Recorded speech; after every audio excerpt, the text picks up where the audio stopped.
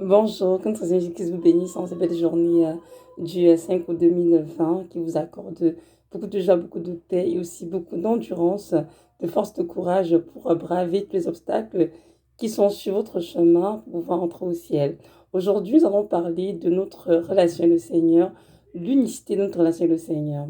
Nous avons tous cette tendance en tant que chrétiens à comparer notre relation avec le Seigneur avec celle des autres. C'est-à-dire, on se dit, mais peut-être le frère tel ou la sœur telle entend le Seigneur mieux que moi ou bien a une meilleure relation avec le Seigneur. Et on a trop tendance à envier la relation des autres avec le Seigneur. Mais j'aimerais juste nous rappeler que notre Dieu est un Dieu unique. C'est un Dieu puissant, c'est aussi un Père et il nous aime tous. Hein, Dieu amour, un amour éternel, comme dit la parole. Donc, il n'a pas de favoritisme en lui. Il nous aime vraiment beaucoup, mais il a une relation en effet personnelle avec chacun d'entre nous. Et cette relation dépend du Seigneur, de la brebis impliquée et de son appel, etc., etc. Donc, nous devons apprendre en tant que chrétiens à nous contenter de la relation que nous avons le Seigneur et chercher à la bâtir, à l'approfondir, à l'améliorer et ne surtout pas envier celle des autres. Parce que notre Dieu est l'auteur et le consommateur de notre foi et celui qui décide en fait de quelle relation veut-il entretenir avec chacun d'entre nous. Et nous devons respecter cela. Nous avons vu dans la parole, hein, les différents hommes de Dieu, chacun avait sa relation avec le Seigneur. Nous comprenons Moïse. Moïse est l'homme, ce prophète qui a vu Dieu face à face durant tout son ministère. Et c'est la grâce que Dieu lui avait accordée, que ce soit ainsi une relation vraiment tangible, vraiment justement très proche tous les deux. Nous avons vu Abraham qui entendait la voix du Seigneur, mais qui pendant 14 ans n'a pas entendu sa voix du tout, était dans le silence total. Mais après Dieu lui, lui a parlé à nouveau et vraiment a donné des instructions qui sera en effet le père d'une multitude de nations. Nous avons vu également le roi David. Hein. On dit n'importe que le roi David est l'homme selon le cœur de Dieu. C'est-à-dire, c'est vraiment un homme qui était très très proche du Seigneur. C'est un homme qui était très très humble et qui avait vraiment la crainte du Seigneur et qui avait un peu de compassion. Donc, comprenons bien que notre Dieu fait ce qu'il veut de son trône. Ils ne vont pas le contester ni l'instruire. Ils devons tout simplement accepter ce qu'il nous propose et vraiment nous soumettre à sa volonté totale. Et ne pas chercher à copier la vie des autres ou à vouloir avoir la relation que les autres personnes ont avec le Seigneur. Nous sommes des êtres uniques avec des destinées uniques, avec des appels uniques aussi. Donc c'est important de nous concentrer à bâtir notre relation avec le Seigneur, a bâti notre vie spirituelle et vraiment euh, euh, comment dirais-je, nous contenter de ce que Dieu nous donne et vraiment de comprendre que c'est sa façon à lui comment dirais-je, de communiquer avec nous en fait. Parce que dans une relation, il y a forcément la communication, il y a une communion en fait, hein, un échange. Et c'est notre Dieu qui décide comment ça va se passer. Moi, je sais qu'il y a des sœurs chrétiennes, mon Dieu, qui sont qui ont cette grâce d'entendre le Seigneur, comment dirais-je, oui, si facilement pour être honnête. Mais dans ma vie, c'est pas forcément cela, voyez-vous. Mais je dis, Seigneur, je t'en grâce pour cela. Parce qu'avant, je disais tout, Seigneur, j'aimerais tellement être comme tel, j'aimerais tellement t'entendre comme un tel. Mais avec la maturité, j'ai compris que ces choses, c'est Dieu vraiment qui les dit, comment dire, qui les ordonne en fait. Ils ne vont rien changer. Non, tout simplement, laissez le Seigneur fait ce qu'il a fait avec nous dans notre vie à nous et accepter ce qu'il nous donne en fait. Et avec beaucoup de gratitude bien sûr et beaucoup de révérence aussi parce que Dieu est le maître de toutes choses. Et il sait pourquoi est-ce qu'il choisit de communiquer avec de telle manière et qu'avec une autre personne, c'est différent. C'est vraiment Dieu qui choisit toutes ces choses-là. Vous voyez, on peut aussi nous des dons de vision. Il y a des enfants de Dieu qui vraiment ont ce don de vision. Mon Dieu, c'est incroyable comment Dieu donne la grâce. C'est rapidement les esprits qui sont en leur présence et donne des visions comme ça. Et c'est vraiment aussi la grâce que Dieu accorde à ces personnes. Aussi des enfants de Dieu qui voient et entendent le Seigneur clairement. Vraiment, comment dirais-je, sans qu'il y ait d'ambiguïté. Ça, c'est aussi une grâce et nous devons toujours rendre grâce à Dieu pour tout cela. Et il dit, Seigneur, nous sommes pour la sœur telle, pour le frère tel.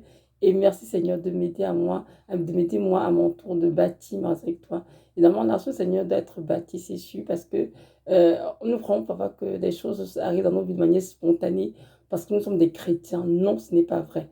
Nous sommes des chrétiens, oui, c'est vrai, rachetés au prix du sang de Christ. Mais nous devons comprendre que la vie chrétienne est une relation avec Christ, n'est une religion, une question d'aller à l'église ou bien de lire plein de livres, de connaître la Bible de A à Z. Non, la vie chrétienne, c'est une question de relation au Seigneur. La relation, il faut la bâtir. Il faut la bâtir comment? Lisant la parole, évidemment, la méditation, la prière, l'obéissance au Seigneur, la vie de sainteté, c'est très important. Prendre soin des autres. Donc, c'est un tout.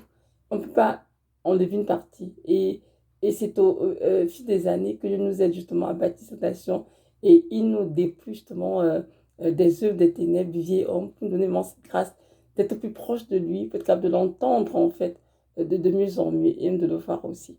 Donc nous devons plutôt vraiment nous concentrer là-dessus et dire Seigneur, aide-moi à bâtir ma avec toi, aide-moi à être capable de t'entendre, à dire ta voix, que c'est toi qui me parles Seigneur, et capable de te voir dans ce que je fais.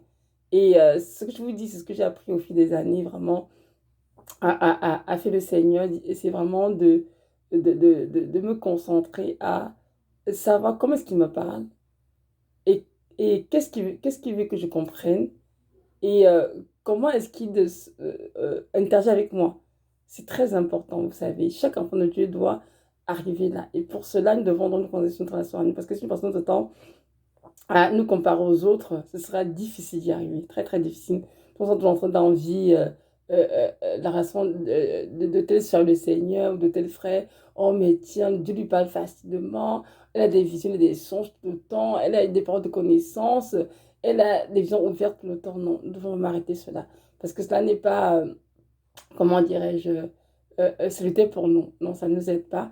Nous devons plutôt nous concentrer à donner une raison à le Seigneur, car notre relation au Seigneur, elle est unique, parce que nous sommes des êtres uniques, évidemment, avec des appels uniques, des destinées uniques. Donc, nous ne pouvons pas chercher à être comme un tel ou comme un tel. Cependant, pour nous, nous pouvons, comment dirais-je, nous en inspirer.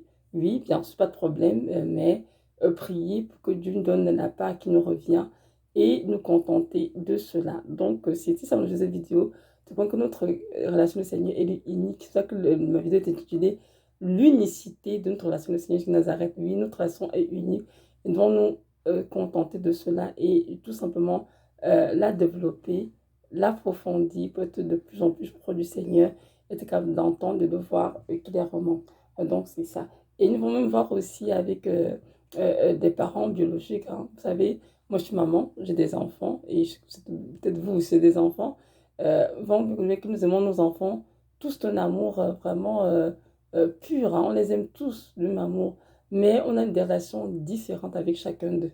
Oui, moi, je connais la relation avec mes filles, avec mes garçons. Je sais très bien c'est quoi la différence et tout, voyez-vous. Donc, Dieu, c'est pareil. Dieu, il nous aime tous d'un amour, un amour éternel, inconditionnel, mais il a également une relation différente avec chacun d'entre nous. Et nous devons être capables de respecter cela et tout simplement lui rendre tout l'honneur, toute la louange, toute la gloire, parce que c'est lui qui décide que ce soit ainsi. Non pas à instruire, non pas à le contester ou à le forcer. Non, aucunement. Nous devons tout simplement nous contenter de la place qu'il nous donne dans son royaume et de bénir la que nous avons avec lui. Donc voilà, c'est ça. J'aimerais juste nous encourager en start de la fin, de ne pas baisser les bras, de continuer vraiment de chercher notre Seigneur, de le servir vraiment avec dévouement, de prendre soin des autres et de vraiment marcher dans la vérité, dans l'amour. C'est très important. Notre Dieu revient bientôt. Cherche une église sans tache ni ride. Et c'est très important lorsqu'ils viennent, qu'ils nous trouvent en train de faire son œuvre, en train d'occuper des choses qui sont utiles pour le royaume, en train de nous occuper des âmes pour leur salut ou bien pour leur édification, au lieu d'être en train de nous occuper des choses du monde, qui sont des choses passagères et qui vont rester sur terre, mais vraiment que nous nous concentrions à nous occuper des choses qui sont éternelles. Donc, c'est vraiment ça mon encouragement ce matin pour chacun d'entre vous. Et je vous exhorte aussi à demande au Seigneur vraiment la grâce de demeurer dans la foi. Oui, parce que parfois, on peut tellement éprouver qu'à un moment donné, on a l'impression qu'on va perdre la foi. On a l'impression que Dieu n'est plus là. On a l'impression que Dieu ne nous entend plus. Alors que Dieu est bel et bien là. Dieu n'a pas changé. Il fait sur son trône, il règne éternellement. Mais il y a des moments d'épreuve, des moments comment dirais-je, où la chair est crucifiée. Et pas seulement par l'impression que Dieu n'est pas là, mais il est toujours là. Car Dieu ne nous abandonne jamais. Donc, continuons tous ensemble, nous accrocher à notre Seigneur et sachant que notre récompense sera grande dans les cieux. Donc voilà, que notre Dieu vous bénisse, vous accorde vraiment cette grâce de bâtir votre relation avec lui, de ne pas envier celle des autres, mais de vous contenter de ce que Dieu vous donne et de chercher tout simplement à l'approfondir. Donc voilà, merci de m'avoir écouté, que notre Dieu vous bénisse. Amen.